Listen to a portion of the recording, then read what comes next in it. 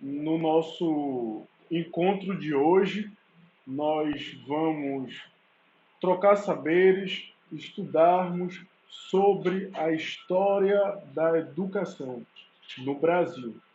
E é fantástico, porque é o nosso país e, por fundamentos filosóficos e históricos da educação, precisamos compreender o nosso passado, a lei do tempo e do espaço, os fundamentos lógicos de reflexão e de pensamento, de tal forma que enriqueçam os nossos conhecimentos, as nossas compreensões frente à educação, que é algo fantástico e crucial para o desenvolvimento de qualquer sociedade, de qualquer nação, de qualquer país. E começamos, né, pelos homens de Sambaquis, que foram nossos ancestrais. Eles vieram antes até dos conhecidos ditos povos indígenas e que eles foram expulsos do litoral pelos índios tupinambás, que eram exímios guerreiros. E aí empurraram para dentro do continente e à medida que foram tomando todo o litoral brasileiro, incluindo começando pelo sul e sudeste, subindo para o nordeste, chegando até a região amazônica. É isso aí. E já existia processos de aprendizado naqueles povos indígenas, como eu falei no vídeo anterior, como nós bem observamos no outro vídeo que eu passei para vocês, do nosso querido Daci Ribeiro, um grande educacionista, antropólogo, que não podemos deixar de estudá-lo. Principalmente vocês, alunos de pedagogia, alunos e alunas de pedagogia. Chama atenção que no ano de 1500, né, no ano da graça de 1500, é, o Cruzeiro do Sul estava bem deitado sobre o Atlântico. O Cruzeiro do Sul, que em Tupi-Guarani significa pau e pótole, que quer dizer estrela dos antepassados. Já no cristianismo, lembram a cruz, também conhecida como guia dos navegantes. Pelas pontas, né, apontar para o norte, sul, leste e oeste. E aí isso se via como instrumento de navegação nessa época de 1500, a era dos descobrimentos. E a educação ela começou em Portugal, nessa era, né, na escola de navegações. Entendam, Portugal foi o primeiro país do mundo a ser um Estado, a ser absolutista. Os nobres ali se reuniram, fizeram casamentos, precisavam dessa autonomia em relação à Espanha, aos outros países da Europa muito mais poderosos, e se tornaram o primeiro Estado, o primeiro conceito de nação assim, absolutista. Reuniram lá no quadro de Portugal as 5 principais famílias e no ano de 1500 eles sentiram a necessidade de navegação, de conhecer novos horizontes. E aí, com o conhecimento, a necessidade de chegar às Índias, eles conseguiram desenvolver a navegação na escola de navegação em Lisboa. E já existia uma escola do direito herdado do direito romano em Coimbra, o que mais para frente se consolidava como Universidade de Coimbra, que hoje tem mais de 800 anos. Então imaginem que existem universidades mais antigas que o Brasil, que tem 500 e poucos anos, 520 e poucos anos. Então chama essa atenção.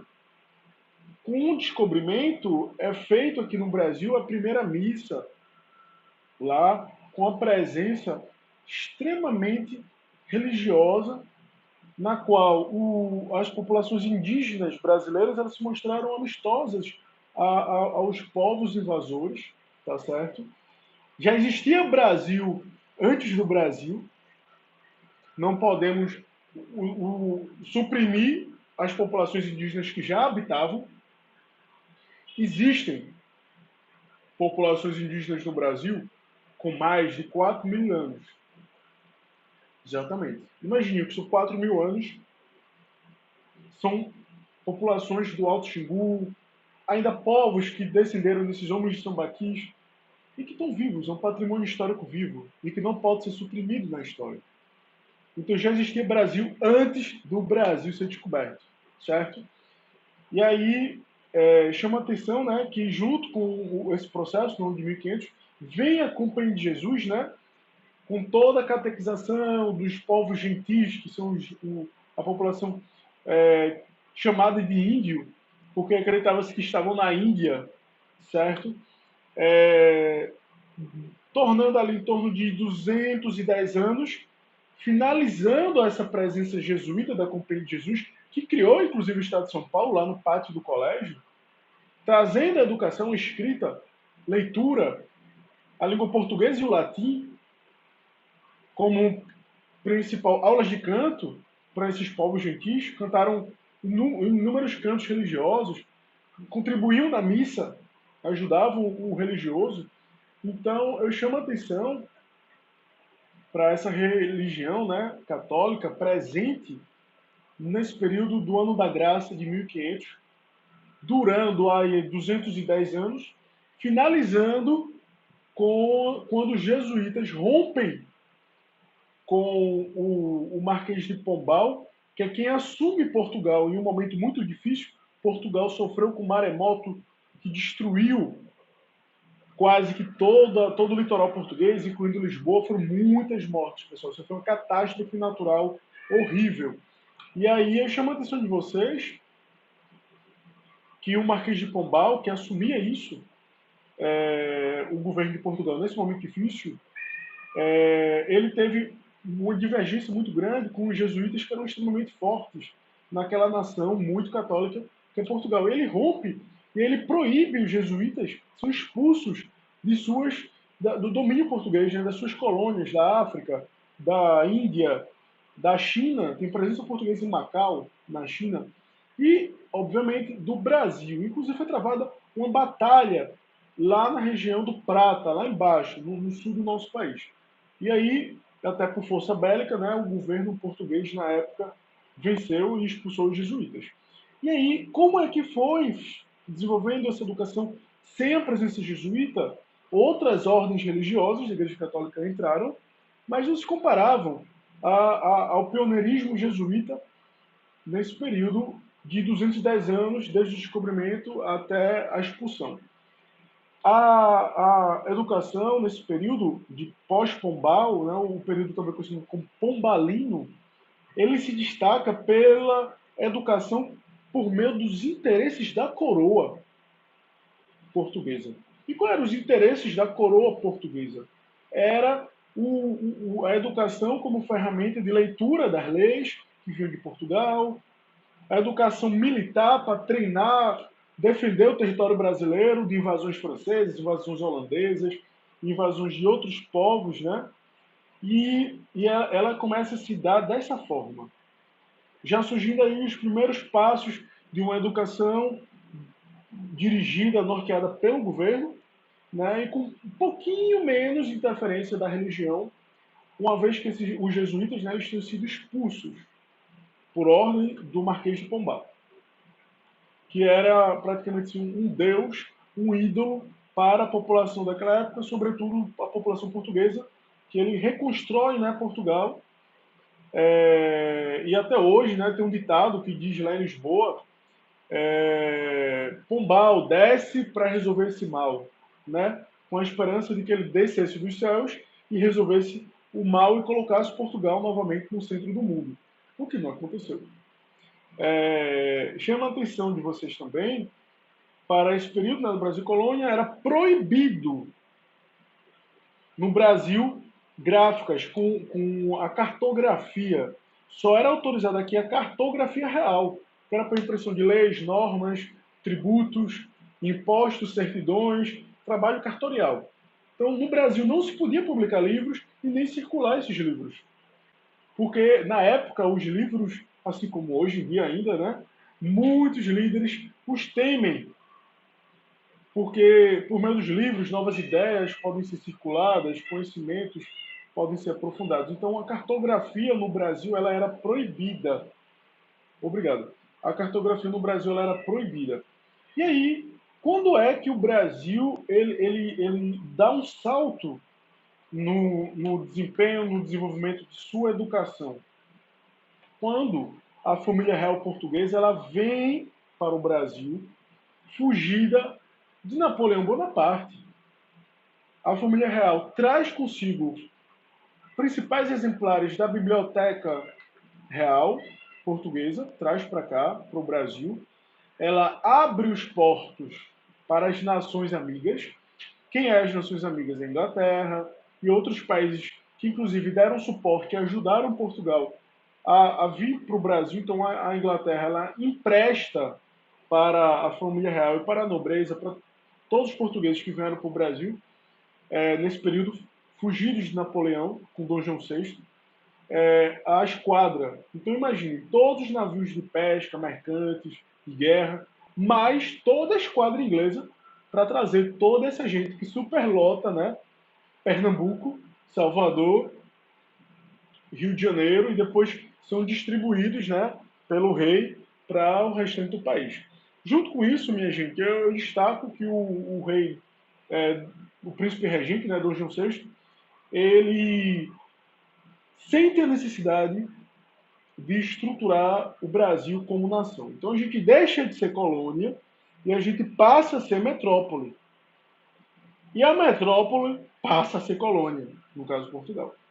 E aí ele autoriza a abertura, né? Ele dá ordem da abertura da Faculdade de Direito do Recife, da Faculdade de Medicina de Salvador e tantas outras que abriram no Rio de Janeiro, mais tarde São Paulo, além da Biblioteca Nacional, de institutos de pesquisa contra mordidas de cobra, é, é, as chamadas farmácias, né?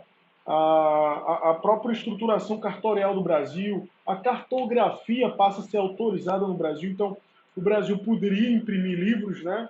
Poderia vender livros, então houve um salto intelectual muito grande nesse período, com a vinda da família real para o Brasil. Eu chamo a atenção também a abertura dos portos, né, como eu disse, para as nações amigas, predominava-se a religião católica, né, muito forte nesse período, inclusive o estudo da língua inglesa, que no Rio de Janeiro teve um destaque, porque como a Inglaterra ela empresta para Portugal a sua frota, né, para a sua esquadra para trazer, Portugal fica com débito com a Inglaterra e começa a negociar com ela, a criar maiores vínculos com a Inglaterra, que era uma potência mundial, né, na época, o que hoje seria os Estados Unidos ou a Alemanha ou a China, era a Inglaterra naquele período, Espanha, França. E aí, no Rio de Janeiro, começa inclusive a abrir bancos ingleses para explorar, né, esse capital financeiro que estava em crescimento e desenvolvimento. E, inclusive, o rei cria um banco também, que é o Banco do Brasil. E aí muita gente estudava inglês também no Rio de Janeiro, por conta dessa presença britânica aqui no Brasil de Dom João VI. Depois, né, a gente identifica, né, a educação, que deu uma queda com Dom Pedro I, deu um salto com Dom Pedro II. Minha gente, o Brasil teve um imperador cientista. Dom Pedro II adquire múmias no Egito, fez excursões, tudo.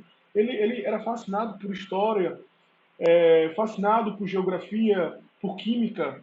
Então nós temos um imperador no Brasil, brasileiro, nascido no Rio de Janeiro, que foi o Dom Pedro II, extremamente cientista. E que muitas vezes era mal interpretado pela elite na época, certo? Dos cafeicultores, e até não gostavam muito disso, porque tinham medo que ele, com um intuito, um sonho futuro de industrialização do país, ele tirasse a vocação agrícola do país. E aí o José Bonifácio, né, ele era um defensor muito grande disso, o José Bonifácio foi tutor de Dom Pedro II, e aí ele defendia um Brasil rural, um Brasil agrário. E entrou em conflito com um cara incrível daquele período, que foi o Barão de Mauá, depois se tornando Visconde de Mauá, um dos primeiros brasileiros a tentar industrializar o Brasil, colocar máquinas, o trem a vapor, industrialização, fundição no Brasil, né, para a produção de ferro, como alicerce, né, da indústria brasileira na época. Seguido, né, em seguida vem a República, né, com o primeiro presidente da história do nosso país, exatamente, o Marechal Deodoro da Fonseca. Ele proclama a República do Brasil, a família real vai ser exilada na França, o imperador ele foi exilado e ele vem a falecer, né, lá na França. E aí eu chamo a atenção que com o advento da República, que quer dizer do povo, emana coisa do povo, república, ela cria-se o Estado laico. Então, para vocês terem ideia, na época do imperador, padres, bispos recebiam salário do tesouro do império, né? E aí, com a república, isso quebra. No lugar do crucifixo, o Deodoro da Fonseca, ele pregava os símbolos da república, a bandeira nacional.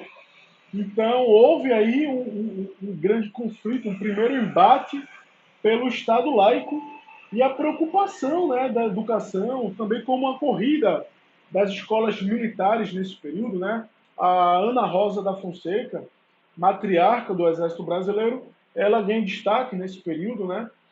E as escolas militares elevando mais em consideração pela meritocracia do que mesmo pela nobreza, de como antes era na época do Império. Inclusive, nessa época, todos os títulos de nobreza foram suspensos, como barão, visconde, nada disso. Tudo suspenso. E aí o Deodoro da Fonseca, né, com a República, em 1901, surge a primeira Constituição Federal do Brasil, com esses valores bem elencados que eu acabei de dizer. Cada estado elaborava sua própria prática educativa. Então, imagine, Rio de Janeiro, a capital, tinha um formato de educação elaborado. Pernambuco, Alagoas, que já estava independente naquele período, Bahia, São Paulo. Então, existia-se uma unidade federativa muito forte, criada por Deodoro da Fonseca, e, ao mesmo tempo, a Constituição permitia que cada dos processos educacionais fossem guiados pelos seus estados, respeitando as suas vocações econômicas e assim por diante.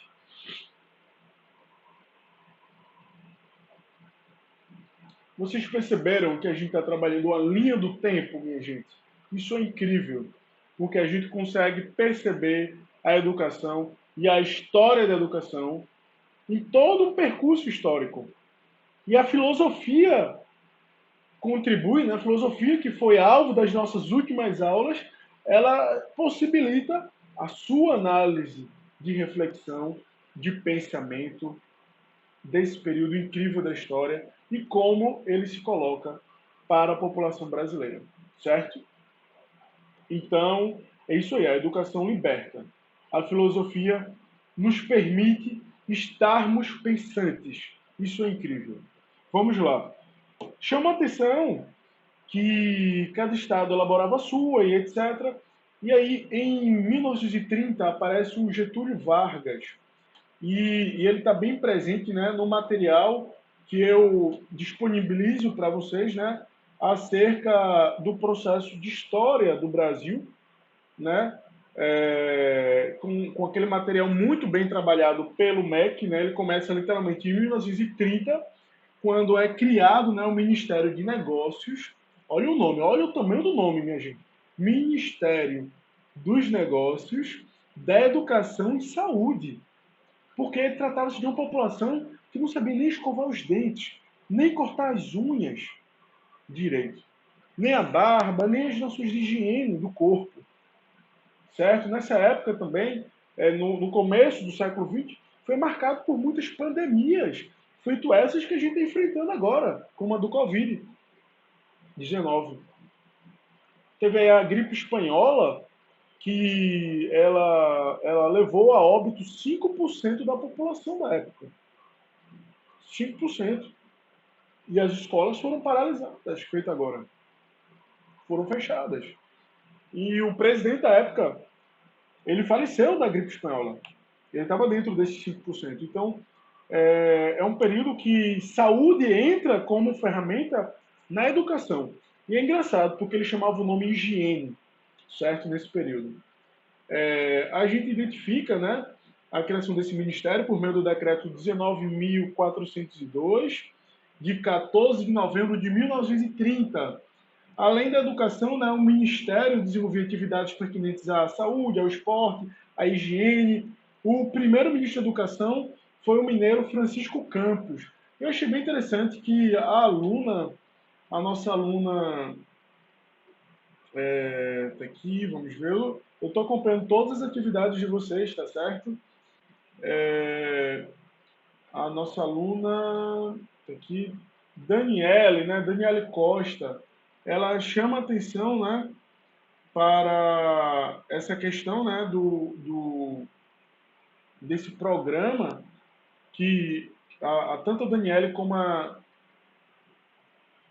Jane Kelly e a Daniele, elas ressaltaram, né, essa criação desse decreto e em seu trabalho e chamam-nos a atenção também, né, para que depois, né, elas trouxeram já algo mais recente, mas tem também um aluno César Ricardo, perdão. César Ricardo, ele fala até dele enquanto mineiro, né?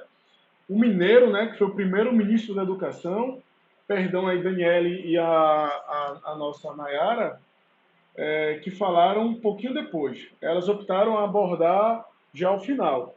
Já o César Ricardo, ele abordou esse comecinho, né, histórico, e aí ele traz, né, essa análise da criação do Ministério da Educação, a diretriz, né, de ensino como iniciativa e criação, né, dos meios de educação no Brasil. Ele destaca isso, que foi um dos primeiros papéis do ministro.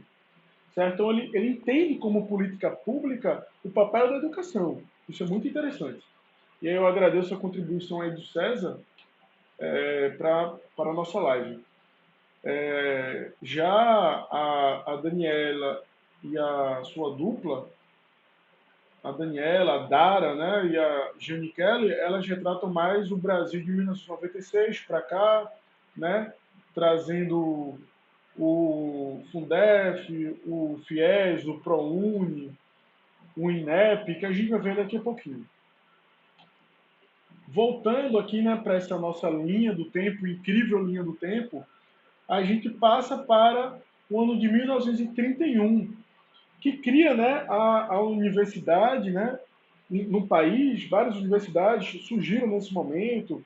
Em 1934, mais para frente, a gente vê, né, a Constituição Federal, e aí ela coloca uma coisa incrível: a educação como um direito de todos. Olha que coisa bonita. E aí ela traz também um perfil técnico, profissional. O país já dava esses passos para o processo de industrialização. E aí a gente identifica também, né, nesse período, em 1932, o Manifesto dos Pioneiros da Educação, né, que ela traz a educação como uma ferramenta gratuita e separada da religião, um Estado separado da religião. Isso é muito interessante. E aí, em 1934, a gente verifica, né, essa definição constitucional, com a Constituição da República dos Estados Unidos do Brasil, República Federativa dos Estados Unidos do Brasil. Então já tem uma tentativa de unificar a educação, que antes, na República Velha, ela estava a critério de cada estado. Lembram disso? Muito bem. A gente desce aqui um pouquinho, né, até 1938, quando é organizado, né, o ensino industrial, surgem os liceus de artes e ofícios, com cursos da área de elétrica, da área de industrial, automotiva e tantas outras. Já para um Brasil que almejava uma industrialização. Chama atenção também para o ensino de segundo grau, o que antes era tido como científico. Olha que termo interessante. o termo científico. Você terminou científico. Até um tempo desse atrás a gente escutava esse termo, terminou científico. Por quê? Lembram do que eu disse lá atrás em fundamentos filosóficos, que nós bem sabemos os conhecimentos. Lembram disso?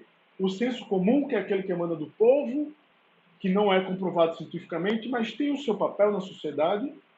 O teológico, né, que o estudo sagrado é a fé de cada um, tá? Que o religioso está no teológico. O filosófico, né, que é a mãe do conhecimento, é o pai do conhecimento científico, porque no filosófico a gente encontra as bases da reflexão da filosofia, do questionamento, certo? Cruciais para a investigação científica, para a comprovação, para o entendimento, para a compreensão até das outras ciências, até para o direito das pessoas que discordam daquilo que eu penso poderem expor. Então veja como o filosófico é rico e compreensivo enquanto ciência. E o científico, por isso o nome científico. E a gente identifica, né, naquelas escolas antigas desse período, o esqueleto humano lá no canto da sala, um professor de gravata, terno, quando chegava na sala os alunos se levantavam, né? Quase igual a hoje, né, pessoal? Só que não. Hoje está tudo no celular, a gente tem que chamar a atenção dele, chamar, bora lá. Hoje a gente tem que entreter, motivar e ensinar esse aluno. Nesse período que eu estou falando, de 1938, a educação ela era muito rígida. Uma religião, uma educação do Estado rígida e autocrática. E, do outro lado, uma educação rígida, norteada pela educação. Exatamente. Já estava muito bem consolidado nesse período as educações, né, no nosso país, os formatos de educação, as metodologias já começavam a se dividir. Está lá a educação pública, com todo esse conceito que eu trago para vocês. Do outro lado, a educação religiosa, nos colégios privados. Está lá o salesiano, os maristas, o Nóbrega, né, a volta dos jesuítas, nas missões do começo do século XX. Lembra que eles tinham sido expulsos lá atrás pelo Marquês de Pombal? Pois começam a surgir o Colégio Nóbrega, aqui em Pernambuco, a Universidade Católica, entendeu? Todas no âmbito privado, separado do Estado e religiosa. E com muita influência na sociedade, como tem até hoje. Aí chegam grupos de freiras também, né? Criando o Salesiano, as irmãs do Damas, as irmãs dos pobres de Santa Catarina de Sena, criando o Colégio Santa Catarina, Colégio da Sagrada Família, Colégio Rosa Gatorno, enfim, várias instituições religiosas e privadas. Então a gente já percebe aí uma diferença, mas ambas muito rígidas, certo? Muito rígidas. É muito interessante porque nessa época os colégios eles eram separados, colégios masculinos de colégios femininos, exatamente. Homem não podia estudar junto de mulher, entenderam? Eram colégios separados. Não existiam os colégios mistos como hoje a gente encontra, a gente identifica. E aí, chama a atenção que nesse período de 1938 surge um camarada, um educador incrível chamado Anísio Teixeira, um baiano, e que ele propõe, né, a escola nova, nesse conceito, né, mais na área pública. Ele era um defensor da escola pública, inclusive ele fala do horário integral, ele estudou no exterior, né, ele teve formação o professor dele foi o John Dewar, que foi assim um pai da educação norte-americana, que ela defende a educação integral, o foco é no indivíduo, no aluno, toda a cobrança, etc., as provas, o foco é no aluno, é bem interessante, certo? E aí, né, vem um Estado novo com Getúlio Vargas nesse período, a União Nacional dos Estudantes, pessoal, incrível. Ela surgiu, né, como representação dos estudantes. Isso é muito interessante. E aí surgem as reformas no ensino secundário, E aí um pouquinho mais para frente, né, em 1945, né, em 3 de outubro, né, de 1945, é inaugurado no Rio de Janeiro o edifício sede, né, da educação e da saúde, um dos marcos da arquitetura, né, modernista brasileira. E quem é que estava lá? Tarsila de Amaral, a nossa Clarice Lispector, grandes pensadores, né, que tinham nesse momento a Semana de Arte Moderna brasileira. Então não era legal copiar nem a França, nem os ingleses, nem os portugueses, nem os americanos. O bom mesmo é ser brasileiro. É um sentimento de nação, um sentimento de que o filho do operário pode ser doutor, pode ser professor. Então emana por meio, né, desse a liberdade pela educação. Isso é muito interessante. A liberdade por meio da educação. A gente chama atenção também, né, dos azulejos de Portinari, nesse belo edifício, Celso Antônio, o Bruno Giorgini, o Jacques Lipschitz, é um sobrenome alemão, além do nosso querido paisagista, né, Roberto Burle Marx, que projetou o calçadão de Copacabana com todos aqueles traços, a Praça de Casa Forte, em Recife, várias praças, né, no Recife. E é muito interessante porque ele traz os elementos da nossa fauna e flora, os elementos Brasil. Isso é muito interessante nesse período. E em 1948, né, a gente identifica, né, a consolidação da Constituição, né, da nova Constituição de 46, em 1946, e a Constituição ela foi feita para ser seguida, pessoal. E aí, nesse período, o quê? Vem o ensino primário. Tanto é que muitas escolinhas de vilas, as antigas escolas ginásio, que surgiram em vários distritos, regiões do interior, porque o filho do fazendeiro, o filho do coronel, o filho do dono de engenho, ele tinha dinheiro para mandar para essas escolas privadas, religiosas, e depois ele saía de lá para ser um juiz, ser um delegado, entendeu? Ser um representante, um prefeito, um político dessa cidade. E o filho do agricultor, como é que fica? A gente está falando de um país que 70% da população nessa época, 60%, eu não me arrisco a dizer menos de 50%, era analfabeta. Assinava com o dedo. Situação muito crítica. E aí vem a Constituição defendendo o ensino primário. A gente, na época, o presidente Eurico Gaspar Dutra, ele teve essa contribuição, né, na Constituição de 46 e ele traz esse ensino primário. Ainda em 45, né, após a inauguração do Ministério, nós percebemos que ele está ganhando força a educação. Vê o quê? Em 46, né, é assegurada a publicação das leis orgânicas de ensino primário, né? Então, imagina que coisa mais linda, pessoal. Tá lá a professorazinha primária e a fila de alunos. E aquela professora com o desafio, o destino de construir o Brasil, de salvar o Brasil por meio da educação, que pode realmente mudar realidades, mudar, transformar famílias. E aí é interessante, né, criado também o supletivo para o adulto em 1947. Então, a tentativa de ensinar o adulto a se alfabetizar nesse país já começava esse crescimento. Eu chamo a atenção também para, em 48, a criação da LDB. E aí, em 1951, né, vem Vargas novamente, né, ele traz a escola como classe de patriotismo, de unificação federativa. Ele fez um gesto lá que queimou as bandeiras dos estados e levantou a bandeira brasileira, a bandeira nacional. A educação ela era muito estruturada, mas na ótica de classe, de parque, fundamentada em Piaget. Ela tinha também, né, o envolvimento de educação e cultura, a prática esportiva nesse período. Ela começa a ganhar espaço e também os passos da educação profissionalizante, a educação técnica, também ganhava espaço. As mulheres faziam magistério, e que durou até agora pouco, né? Enquanto estruturação, já saiu de lá como professores primários e etc.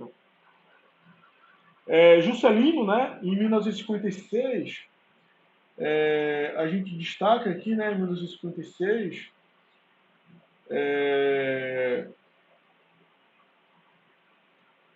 a sigla MEC, né, ela é criada em 1953, pessoal. Então, em 1953 foi feita uma lei, né, a lei número 1920, que ela cria a sigla MEC e ela centraliza a responsabilidade da educação, da estratégia, que é o norte, para onde vai a educação, as decisões maiores, ela centraliza isso, né, no processo nacional e cria também um programa, né, e passa a ser descentralizada, cumprindo o que o nacional manda, né, por meio de um processo de municipalização.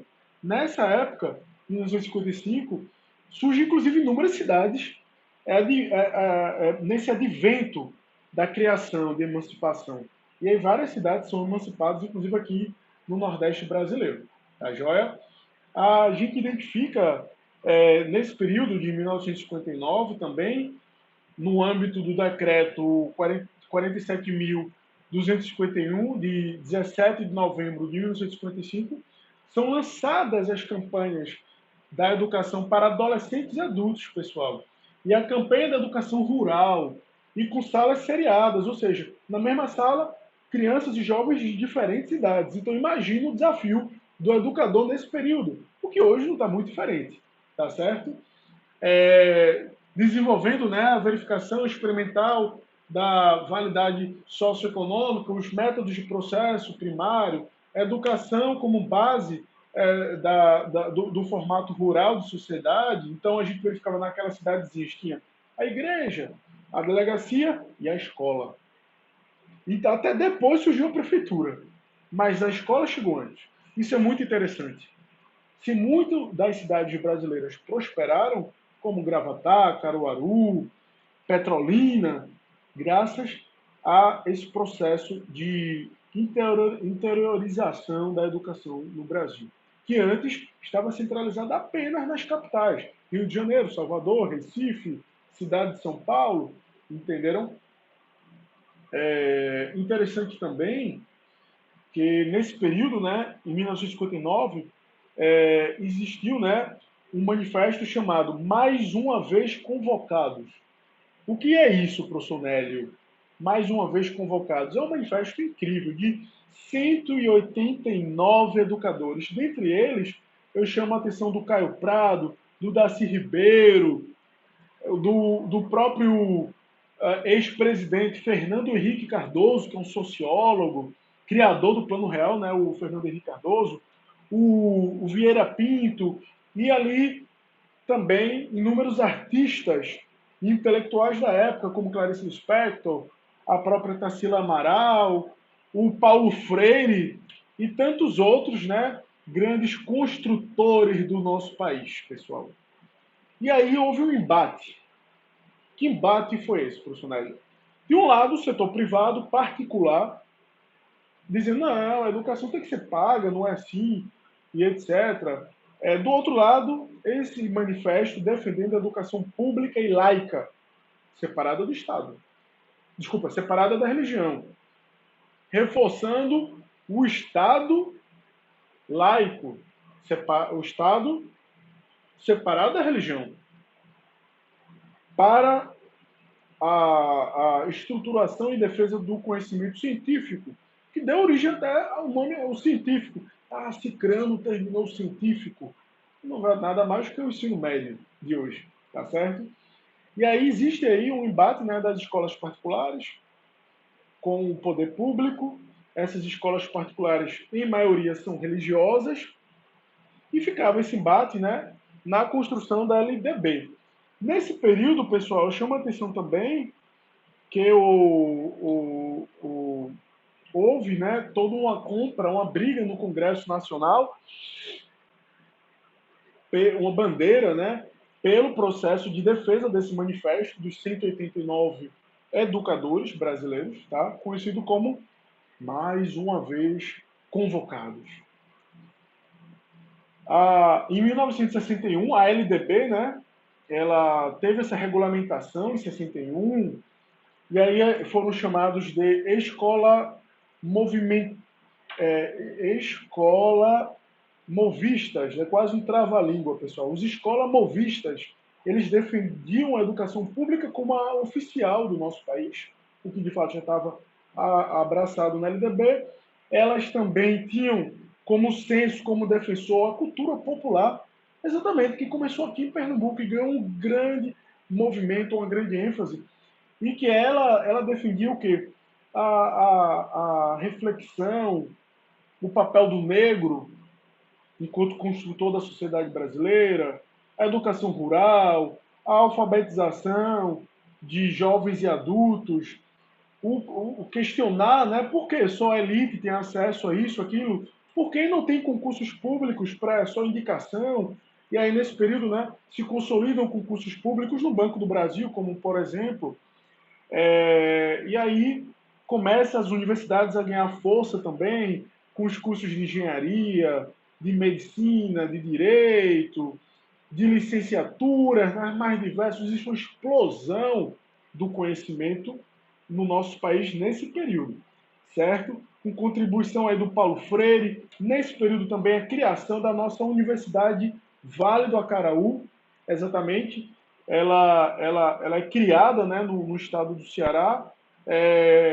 levando ali para aquela região um salto enorme de conhecimento, como ainda leva hoje para todo o país, tá certo? E eu me orgulho em fazer parte da Universidade Vale do Acaraú, a nossa querida UVA, certo? Chama atenção também para o Plano Nacional de Educação, seguido de um Programa Nacional de Alfabetização. Nessa época, a alfabetização era a grande vergonha do povo brasileiro, certo? E aí houve essa corrida para alfabetizar as pessoas e muitos dos nossos familiares, antepassados, foram alfabetizados naquela época. Então imagine, pessoal, o como era fácil um coronel chegar para o morador do sítio e dizer: compadre, assine esse documento aqui. Ele: eu não sei assinar não, compadre. Bote o dedo. Aí botava digital.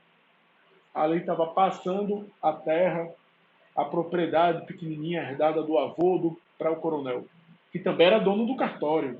Já imaginou, pessoal, como o analfabeto ele se torna cego perante a sociedade, as leis, as normas, os contratos, o seu direito enquanto cidadão. E aí houve esse movimento, né, do Programa Nacional de Alfabetização, Programa Nacional de Educação. Aí vem um golpe militar de 1964, na qual eles proíbem a cultura popular, acham que é um movimento comunista, que é um movimento que defende as classes, onde o próprio Paulo Freire, em alguns livros dele que eu li, ele critica alguns movimentos da esquerda ou até mesmo populares que acham que são donos do conhecimento porque viveram ou praticam aquilo. O conhecimento ele se dá do meio científico, e não apenas pela vivência. Paulo Freire rebate eles, inclusive. Mas, enfim, o processo de educação naquela época, de tentar levar a razão, a reflexão, era tido como perigosa para aquele regime que, ora, tinha dado um golpe, tinha fechado o Congresso, certo? Antes, o presidente Juscelino Kubitschek, que tinha criado lá em Brasília, né, a sede do novo governo federal. Lembre-se que o nosso país já teve 3 capitais: Salvador, seguido do Rio de Janeiro, desde Dom João VI, e posterior, Brasília, certo? Eles não mexem, né? Os militares deixam lá as escolas particulares, elas ganham mais força nessa época. No período da ditadura militar, avanços que antes tinham sido dados da educação na área rural, elas retrocedem no nosso país. A desigualdade, elas aumentam, divisão de terra, não se fala nisso.